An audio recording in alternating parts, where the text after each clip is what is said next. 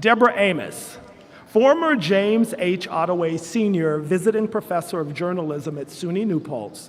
You are an exceptional teacher and journalist, an award-winning Middle East correspondent who has covered compelling stories across the globe for decades. You have reported through some of the biggest and toughest outlets in media, spending much of your laudable career at National Public Radio. Your reporting on the Middle East and refugees is featured on renowned programs including Morning Edition, Weekend Edition, and All Things Considered. Early in your career at NPR, you worked as a director and then producer for the Weekend Edition of All Things Considered.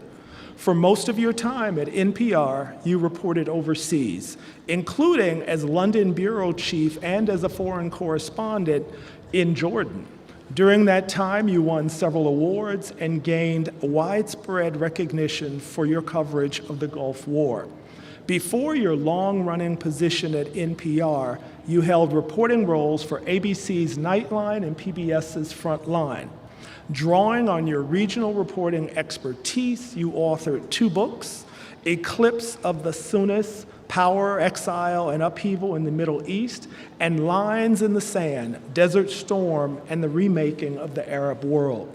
Additionally, you maintain a strong career in academia with positions at Princeton University's Humane Council and your previous Ottaway professorship at New Paltz. In this post, you gave a public lecture, participated in question and answer introductory events, and taught a 2-week workshop that leveraged your journalistic expertise. You returned to the university years later to teach a course titled International Reporting, Blogging, Writing, Tweeting, and Radio. At Princeton, you have taught classes part-time as the Ferris Professor since 2016, and as of 2023, you have been researching a project on accountability for war crimes in international and national tribunals. Previously, you held roles at Harvard University, Columbia University, Wellesley College, and Bard College. In recognition of your life and career achievements, including your courageous and impactful journalism and contributions to higher education and the students of SUNY New Paltz, today we celebrate you at the State University of New York, New Paltz, as we bestow upon you the degree of Doctor of Humane Letters, honoris causa. Congratulations. Now we hold you. Thank you. Thank you. It's going to come over you.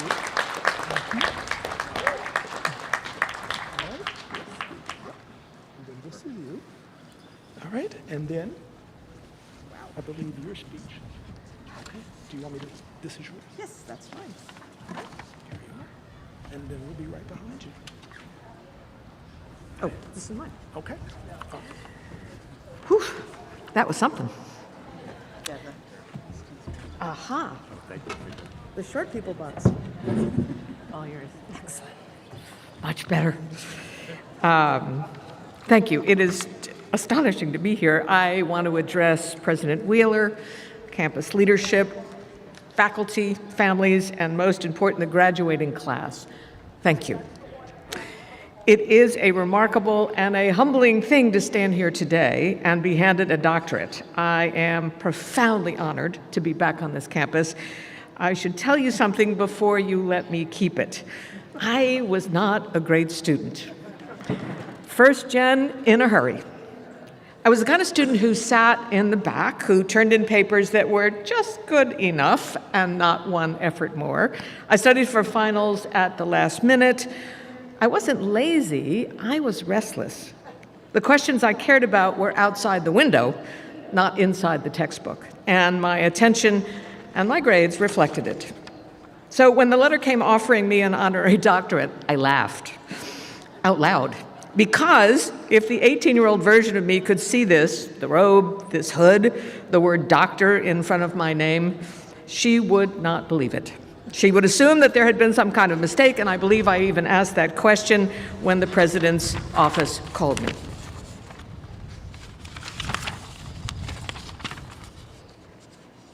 But here's what I've come to understand and what I want to leave with you today. A diploma is not proof that you have finished learning. It's proof that you've just gotten started.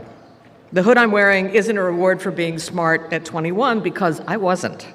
It's a reward for 40-plus years I spent afterwards in airports, in war zones, in refugee camps, getting through checkpoints, crossing borders on foot, inside candlelit basements turned into emergency surgery rooms where strangers taught me things my professors never could.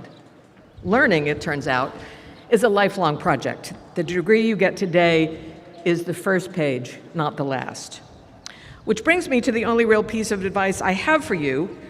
Pick a path that allows you to keep learning. Not the path that pays the most at 23, not the path that looks most impressive in your LinkedIn profile, not the path your uncle keeps suggesting at Thanksgiving. Pick the path where you will be curious at 30, at 50, and at 70. Pick the path where the world keeps handing you new assignments you don't know how to do. The best part is figuring that out. I chose journalism as soon as I graduated from college. And I'm not going to tell you it's an easy life, or even these days, a safe one, but it was challenging and it was rewarding because journalism matters. So citizens have the information they need to govern themselves, to know where public money goes, to see which official stories don't survive contact with the facts.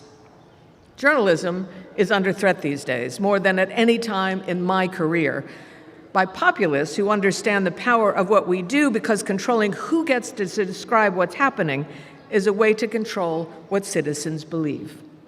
We know the media is important because autocrats work so hard to sue it, buy it, jail it, or kill it. But still, journalists continue to report. Thank you.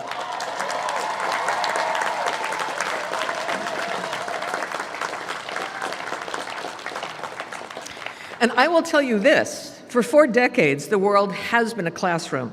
I've been tutored by Syrian grandmothers and Iraqi teenagers. I've been lectured by Israeli generals and corrected by Afghan shopkeepers. I took calculated risks and got to watch war up close and discovered that impunity is now the norm.